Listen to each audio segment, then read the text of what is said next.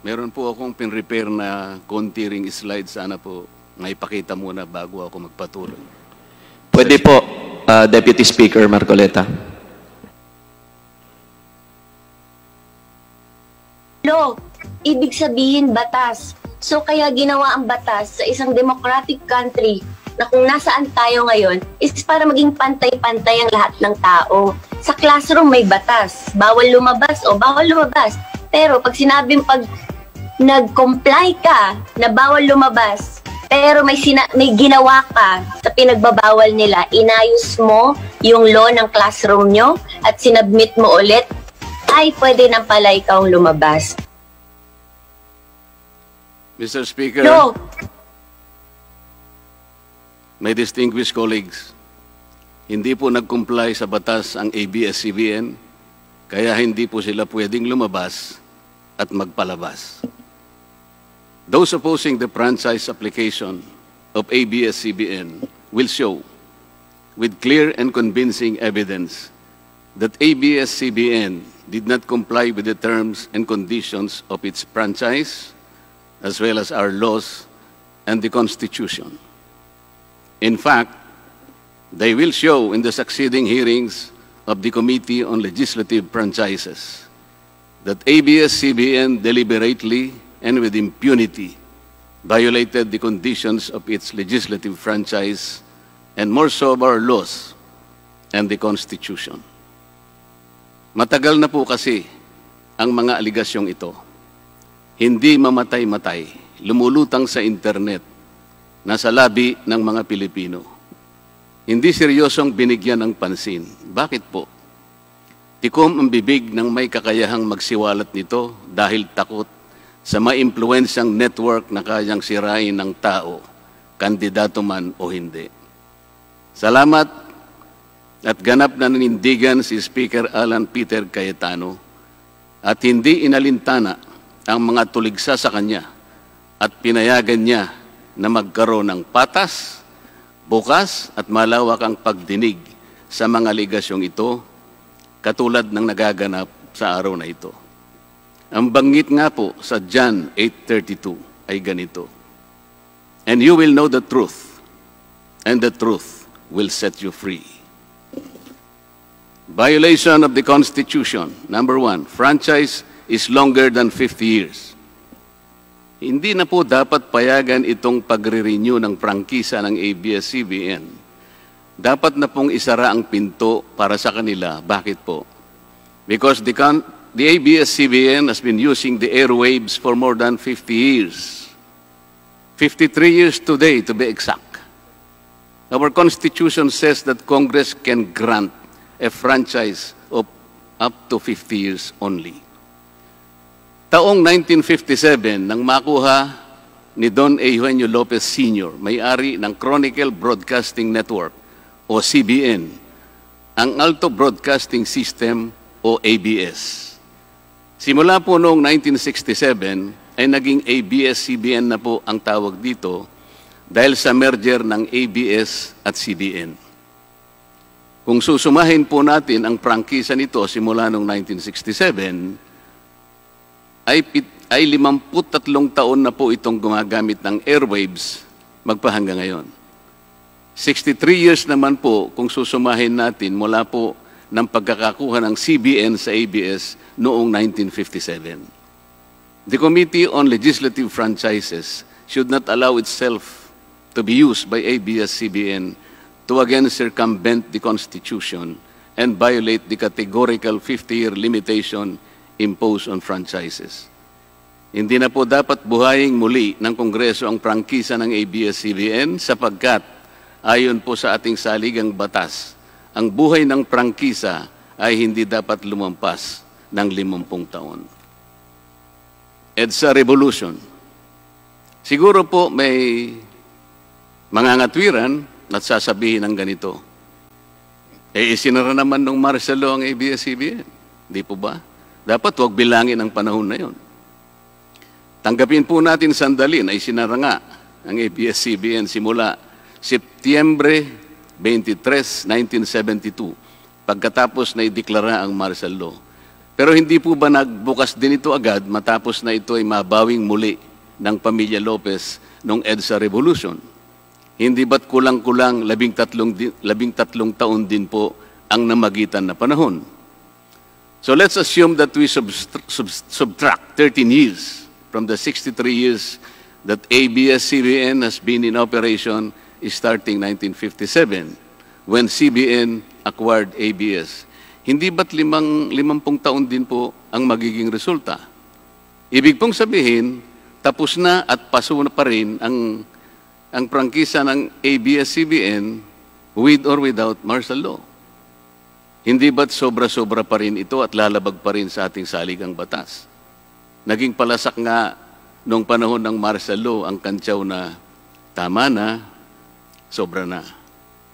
Subalit ang mahalagang tanong po ng taong bayan na hindi pa nasasagot magpahanggang ngayon ay kung paano biglang nabawi ng mga Lopez ang ABS-CBN mula sa pag-aari ng gobyerno pagkatapos maitalaga ang Cory administration. Sinulatan po noon ni dating Senador Lorenzo Tanyada ang Presidential Commission on Good Government na isoli na sa mga Lopez ang ABS-CBN kahit may arbitration pang nagaganap sa pagitan ng pamahalaan at ABS-CBN. Na i-turn over po agad ang istasyon ng ABS-CBN sa mga Lopez sa kabila ng wala pang pagtukoy sa tunay na pagmeme-ari nito ayon sa kautusan sa Board of Administrators na binuo sa Letter of Instruction No. 1 ni Pangulong Cory Aquino. Sa ngayon po ay wala man lang mailabas na papeles tungkol dito ang PCGG. Nagbayad po ba ang ABS-CBN sa Administrasyong Cory Aquino? Nag-public bidding po ba? Bakit tila ura-urada at habang magulo pa ang lahat dahil katatapos lang ng EDSA Revolution, ay biglang napasakamay na muli ng mga Lopez ang ABS-CBN? Nakabatay po ba ito sa batas? Hindi po ba dapat sagutin ng ABS-CBN ang mga tanong na ito upang mapanagot po ang dapat na managot kung meron man? Foreign ownership. Puntahan naman po natin ang muling pagbubukas ng ABS-CBN noong 1986. Pati po kasi noong panahon yun ay may paglabag na rin sa ating saligang batas. Ano po kaya yun? Dahil Amerikano at hindi Pilipino ang may-ari at namahala sa ABS-CBN na mariing ipinagbabawal ng saligang batas. Congress should deny the franchise application of ABS-CBN for its clear violation of the Constitution, requiring 100% Filipino ownership and management of mass media companies. ABS-CBN's former president, Mr. Eugenio Gaby Lopez III, was an American citizen when he took the helm of the company in 1986 as director, then president, and then chairman in the later years. It was only in 2000 that he petitioned for recognition of Filipino citizenship and was issued a certificate of recognition as a Filipino citizen in 2002. At kahit sabihin po nating wala na ngayon sa management ng ABS-CBN si Ginoong Gaby Lopez, nagpatuloy pa rin ba sa paglabag sa saligang batas ang ABS-CBN? Opo. Dahil magpahanggang ngayon ay nagbebenta pa po sila sa mga banyaga, mga hindi Pilipino, ng pag-aari o ownership rights ng ABS-CBN. Through an intricate web of corporate layering, ABS-CBN lets non-Filipinos to own its common shares through the issuance of Philippine Depositary Receipts o PDRs. In September 1999, the ABS-CBN Holdings Corporation offered 132 million Philippine Depositary Receipts underlying the 132 million common shares of ABS-CBN. Immediately prior to the closing of the PDR's offering, Lopez Incorporated, the main stockholder of ABS-CBN Corporation, transferred 132 million ABS-CBN shares to ABS-CBN Holding Corporation, its alter ego. With the many rights afforded to the holders of these PDRs, most of whom, if not all, are foreigners, ABS-CBN Corporation virtually allowed these foreign holders beneficial ownership and potential voting rights. This is a circumvention of the strict foreign equity restriction imposed by the Constitution on mass media companies. Quite obviously, the ABS-CBN PDR instrument, a creative financial mechanism, is being used as a subterfuge to indirectly own the underlying ABS-CBN shares of stock. Violation of workers' rights under the Constitution. ABS-CBN violated the rights of its own workers. It denied them their just share in production as required by the Constitution. It committed unfair labor practices, which consequently denied its employees the benefits required by law to be provided to all employees. Isang halimbawa po dito ay ang asunto na isinampa ng halos 100 o mahigit sa 100 manggagawa ng ABS-CBN sa National Labor Relations Commission o NLRC dahil sa pagtanggal sa kanila dahil sila raw ay mga talents lamang at hindi mga regular na empleyado. Nanalo po ang mga manggagawa sa NLRC at maging sa Court of Appeals. Bakit hindi na lang nila sinunod ang hatol at umapila pa ang ABS-CBN sa Korte Suprema? Ito ba yung sinasabi po kanina sa opening salvo na ang pagmamahal sa kanilang kapamilya ay ganun na lamang?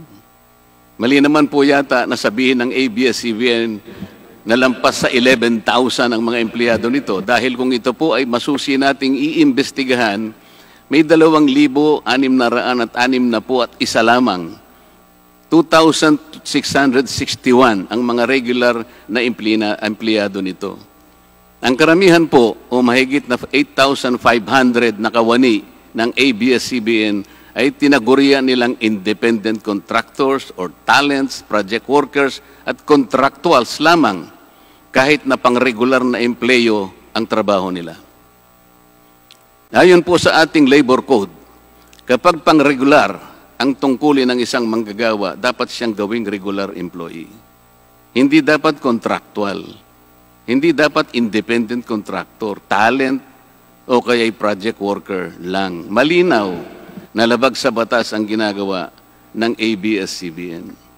Sana ay ibalita rin po ito ng TV Patrol upang mabunyag ang libo-libong endo sa kanilang bakuran.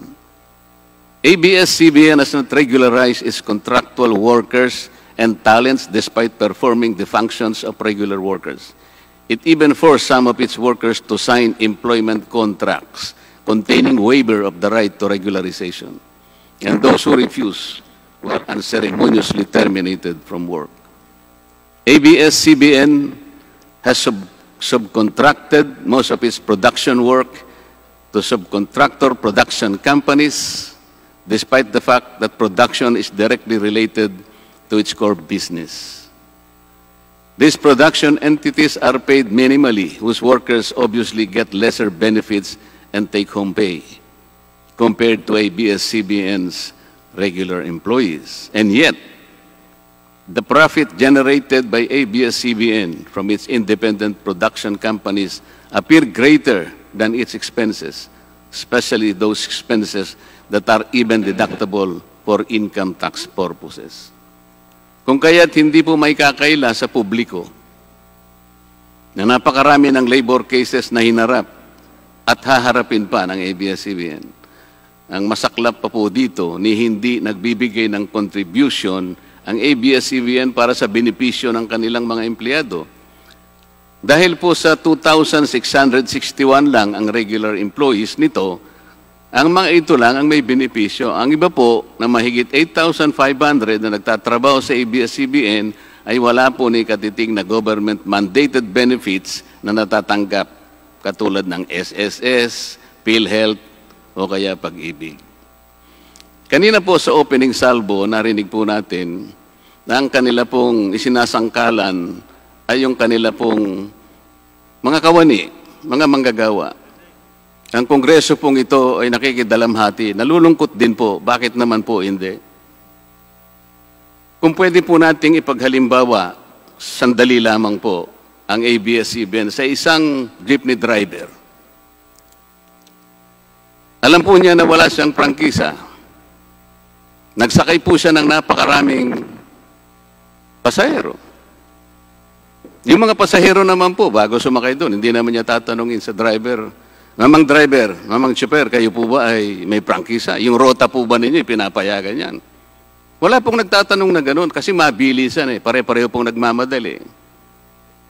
Anong pong masita siya ng LTFRB? Gagamitin po ba nung driver na yon o nung taxi driver na yon o yung bus operator na yon? Kawawa naman po yung pasahero namin kung patitigilin mo ngayon. Meron pong pupunta sa ospital, meron pong pupunta sa trabaho, meron pong pupunta sa eskwela. Napakarami pong gawain itong mga taong ito. Ito po ba ang ibibigay po ninyong halimbawa? Hindi po ba dapat kayo muna ang kauna-unahan na nag-isip ng kapakanan nila? Ilagay ninyo sa magandang kalagayan ang pagpapatupad ng prangkisa ninyo at wala pong malalagay sa alanganin. Huwag po ninyong isasangkalan ngayon ang inyong mga manggagawa at kani-kanilang pamilya.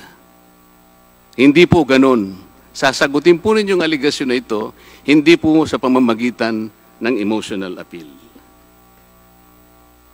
If this indeed the true house of the people, the Committee on Legislative Franchises must side with the poor workers of ABS-CBN in denying its franchise, justice to them will be finally served, although ironically, this will also entail some sacrifice on their part. Political bias. ABS-CBN has been biased and partisan in favor of particular candidates and against certain candidates during the 2010 and 2016 presidential elections, contrary to the terms of its franchise and in violation of the Omnibus Election Code. Hindi naman po lingid sa kalaman ng marami, kung hindi man lahat, kung paano naging pro-Noynoy Aquino ang ABS-CBN noong 2010 at pro-Grace po at Lenny Robredo naman noong 2016. It is also a matter of record that ABS-CBN failed to air some of President Duterte's political advertisements during the 2016 campaign period, despite receiving the payment for said political ads. Ang masakit po dito, kung hindi pa sila pinigilan ng korte sa pamamagitan ng isang TRO, ay nakahanda na palang ipalabas ng ABS-CBN sa bisperas mismo ng pagtatapos ng campaign period ng 2016 presidential elections. Ang mga anti-Duterte advertisements na binayaran ng isang dating senador, sinadya ang timing para hindi bigyan ng pagkakataong makasagot pa si Mayor Duterte na noon ay kandidato bilang presidente. Mabuti na lamang at napahinuhod ng ang korte ng petisyon ni Speaker Alan Peter Cayetano na noon po ay Vice Presidential Candidate ni Pangulong Duterte at dagliang nag-issue ng TRO ang korte sa ABS-CBN. It is now a public knowledge that President Rodrigo Duterte and Speaker Alan Peter Cayetano expressed their disappointments over ABS-CBN's unfair reportings and meddling in previous elections. For those opposing the franchise application, hindi na po dapat payagan ng ABS-CBN na muling pakialaman ang politika sa ating bansa. Panahon na para ang taong bayan ang pumili ng mga namumuno na gusto nila at hindi ang napipisil ng ABS-CBN. Paalala lang po sa ABS-CBN, you are a broadcasting company, not a political kingmaker. Either you play ball or you play fair. Multiple channels in one franchise. Mga kababayan, inabuso po ng ABS-CBN ang kanilang prangkisa. Sa hindi nila may paliwanag na dahilan o maaari namang sinadya na gamitin ang kanyang prangkisa para sa isang channel lamang, pero gumamit pa ng ibang prangkisa ng telekomunikasyon na hindi naman pang broadcast upang mas kumita at makapagbenta sa pamamagitan ng maraming channels. ABS-CBN violated the terms and conditions of its franchise by offering its TV Plus boxes for a one-time fee but using the free-to-air signal authorized in the franchise granted by Congress at no cost to ABS-CBN. Tubong lugaw, ika nga. But this practice of ABS-CBN without permission from Congress or the National Telecommunication Commission is killing the cable industry, which depends on monthly-based subscription of its clientele. At bukod po sa pagbebenta ng TV Plus box sa publiko, sa Kapamilya Box Office Channel na nakapaloob dito, ay nagawa pang maningil ang ABS-CBN sa bawat pelikulang gustong mapanood ng publiko sa KBO Channel. Ibinenta na nga ang TV Plus box, ibinenta pa rin ang mga palabas na pwedeng mapanood sa TV Plus box. Dobleng tubong lugaw na po ito. Hindi po saklaw ang mga ito sa prangkisa na ipinagkaloob ng Kongreso sa ABS-CBN.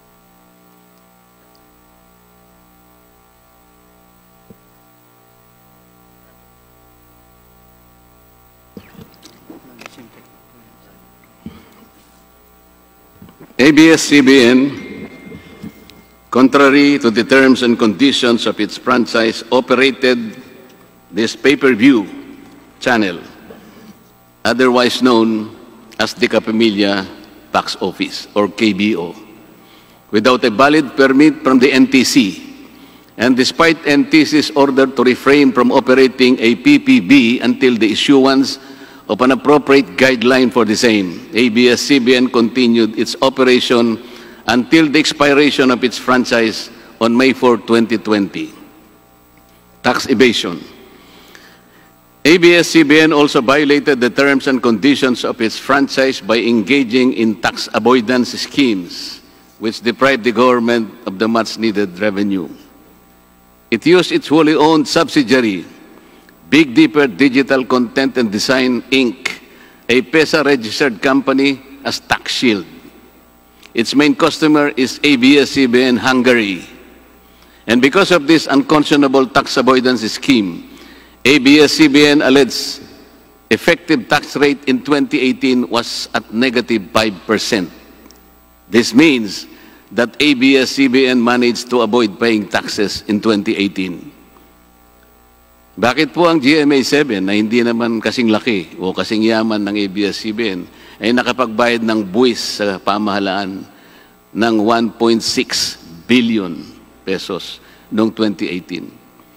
Samantalang ang malaalamat na ABS-CBN ay walang binayarang buwis. Bakit naman nakalibre ang ABS-CBN noong 2018 sa negative income tax nila na 84 million? Ibig sabihin po nito ay may tax credit pa ang ABS-CBN at ang gobyerno pa ang lumalabas na may utang dito. Wala pong pagkakaiba ito, mga kababayan, sa isang taong nangutang sa tindahan, binigyan pa ito ng sukli. In 2019, ABS-CBN again did not pay its rightful taxes.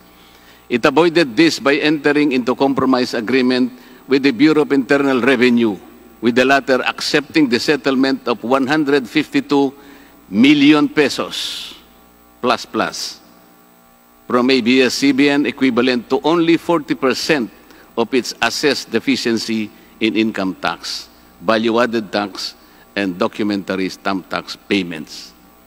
But this is only one among the 4 other cases lodged by the BIR at the Court of Tax Appeals, all of which were also settled by compromise. Bakit po ganun? Hindi po ba nando sa prangkisa ng ABS-CBN na babayaran nila lahat ang rightful taxes? Kinakailangan po bang sila ay habla pa ng BIR bago sila mapilitang makapagbayad lamang kahit settlement lamang? Ang linaw po ng kanilang prangkisa na babayaran lahat ang kaukulang buwis. Bakit kailangan pong sila ihabla at idemanda pa ng BIR para lamang sila ay makapagbayad? There are also allegations to date that ABS-CBN's Lingkod Kapamilya Foundation, ALKFI, is being used as ABS-CBN as tax shield, and that ALKFI also failed to file donor's tax return and pay the donor's tax. Ito po ang mas nakalulungkot dito, mga kababayan. Kapag politiko o government official ang nagkawang gawa, epal ang tawag dito ng ABS-CBN. Kahit mula pa sa sariling bulsa ng politiko, ang pinanggalingan ito. Pero kapag ito ay galing sa lingkod kapamilya, puro pangalan ng ABS-CBN ang kanilang pinangangalandakan, katulad po ng nakita natin ngayon. Alam naman natin na galing naman sa lahat, sa mga donors ang pondo na ginamit nila. Meron po kayang nanggaling sa yaman ng ABS-CBN. Di baling ang pantulong ng ABS-CBN ay galing sa donasyon ng ibang tao. Di baling ang perang pantulong ay mula sa tax avoidance ng kumpanya. Ang mahalaga ay mapalabas nila sa pamamagitan ng sa mamamayan, katulad po ng nakita natin ngayon na napakabuti at napakabait ng ABS-CBN. Kami po ay naniniwala na unti-unti na pong nabubuksan ang katotohanan sa ating mga mamamayan. Hindi po ba mas maganda at katanggap-tanggap na tumulong sa kapwa ng walang nalalabag na batas at buong sikap pang nasusunod ang prangkisa? Dahil po ba kayo ay nakapagdudulot ng saya, ng aliw sa ating mga mamamayan? Dahil po ba kayo ay nakapagbibigay ng inspirasyon, ng pag-asa, ng katatagan ng loob na kagaya po sa opening salvo kanina ng representative ng ABS-CBN? Hindi na po ba natin susundin o tutuparin, isa sa alang-alang ang ating mga batas, ang ating saligang batas, o kaya ang prangkisa ninyo? Makakapagpasaya naman po tayo. Makakapag-inspire po tayo nang hindi po tayo lumalabag sa batas. The House of Representatives should endeavor not to grant the franchise application of ABS-CBN because it has deliberately floated the Constitution and other related laws. Even the terms and conditions of its previous franchise to suit its own business and political interest, but to the prejudice of the greater good. The grant of a legislative franchise is merely a privilege and not a matter of right. Congress has the exclusive constitutional authority to award, alter, or revoke this privilege when the common good so requires, as in this particular case of ABS-CBN.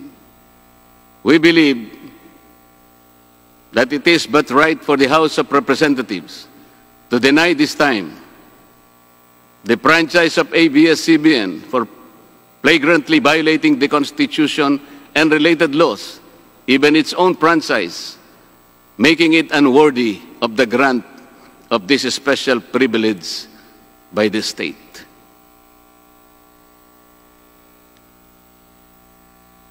Alam mo kung sino lang ang pinakamatinding magiging kalaban ni Cardo? Sino? Nako, kabahan ka kay si Cardo. Ang pinakakalaban ni Cardo. Sino? Feeling ko si Kiboloy. Yung nagpahinto ng lindol. Si Kiboloy lang ang magpapahinto ng probinsyano. Abangan nyo yan. Oh. So ano, inahamon kita Kiboloy, pahinto mo nga ang probinsyano. Napahinto mo pala ang lindol eh. Apakayabang nyo pala eh. Sabi niya daw, stop. Sige nga, punta kang gitna ng EDSA, stop mo yung traffic doon. Stop.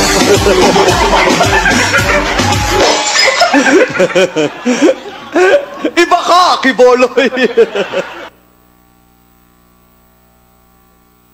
Alam mo kung